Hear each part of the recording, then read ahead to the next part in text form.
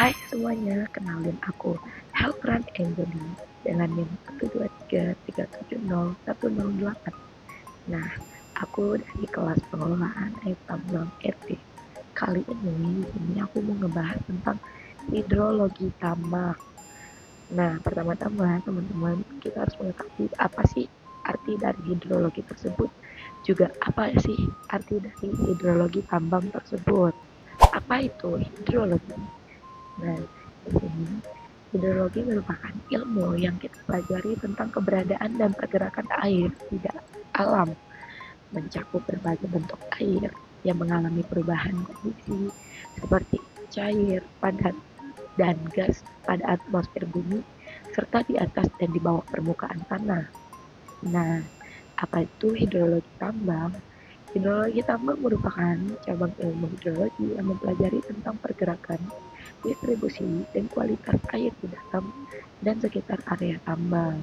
Nah, teman-teman, ilmu ini juga sangat penting untuk memahami berbagai interaksi air di permukaan dan air tanah, serta dampak terhadap kegiatan pada pertambangan, termasuk keselamatan kerja, efisiensi operasional, dan juga dampak lingkungan yang akan ditimbulkan. Oke, kita lanjut.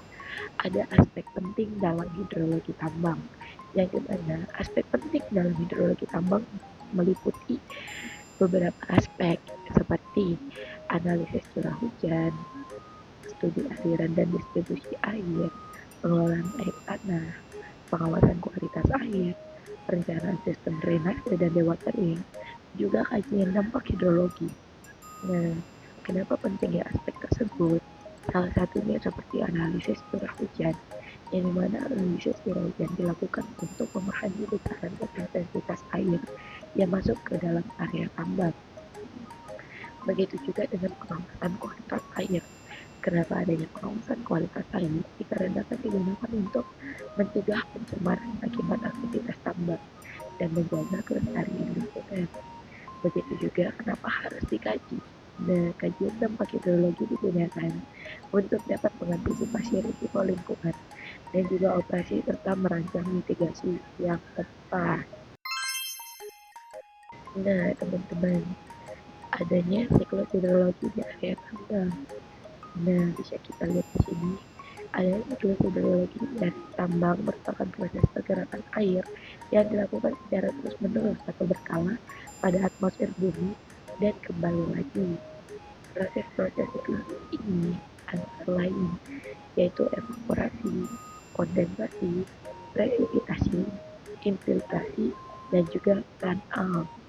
Nah, apa sih evaporasi itu? Evaporasi tersebut yaitu penguapan air dari permukaan tanah, sungai, ataupun danau di area tambang akibat panasnya matahari. Dan kedua, kondensasi, yang dimana uap air yang naik ke atmosfer bumi mendingin dan berubah menjadi awan.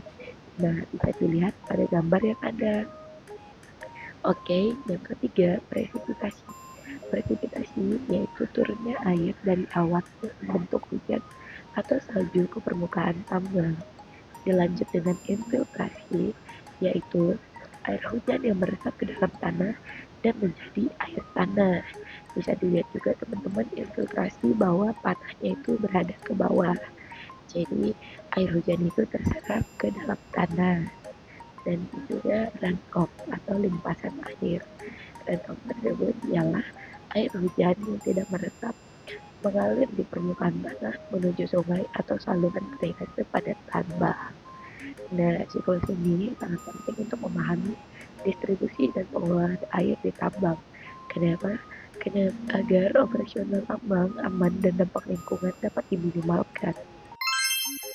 Pengelolaan air dalam pertambangan, yaitu adanya dewatering, yang dimana penurunan muka air tanah untuk menjaga kestabilan struktur tambang dan keamanan operasional. Lanjut, ada uji pompa dan pemodelan hidrogeologi untuk memahami dan mengontrol pergerakan air tanah. Dan yang seterusnya yaitu ada desain sistem saluran terbuka dan sistem penyaliran yang efektif untuk mengelola air hujan dan limpasan di lokasi pertambangan. Lanjut dengan pengelolaan pasca tambang melalui reklamasi dan rehabilitas lingkungan. yang berfokus pada keberlanjutan sumber daya air serta perlindungan ekosistem sekitar. Berikut merupakan dampak hidrologi terhadap operasi tambang. Yang pertama, adanya perubahan kualitas dan kuantitas pada air. Yang kedua, penurunannya muka air tanah.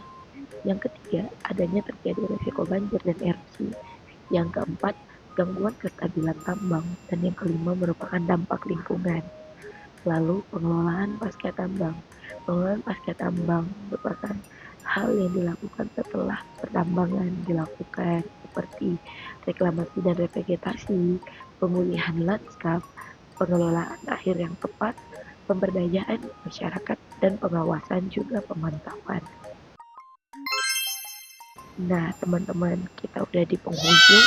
Mungkin kesimpulan yang dapat aku simpulin yaitu kesimpulan singkat mengenai hidrologi tambang adalah hidrologi tambang sangat penting untuk mengelola air di area tambang untuk mendukung keselamatan dan kelancaran operasi tambang.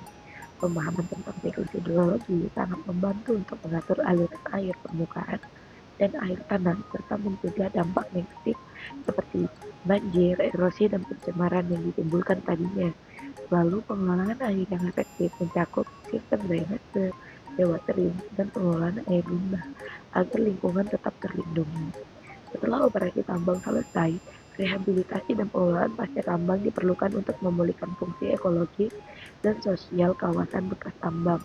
Oleh karena itu, pengelolaan hidrologi yang tepat dan berkelanjutan adalah kunci keberhasilan tambang yang ramah lingkungan dan juga berwawasan masa depan. Ya, mungkin dari aku itu. Selamat berjumpa di next konten atau di next beberapa hal-hal yang membuat kalian lebih menarik. Terima kasih.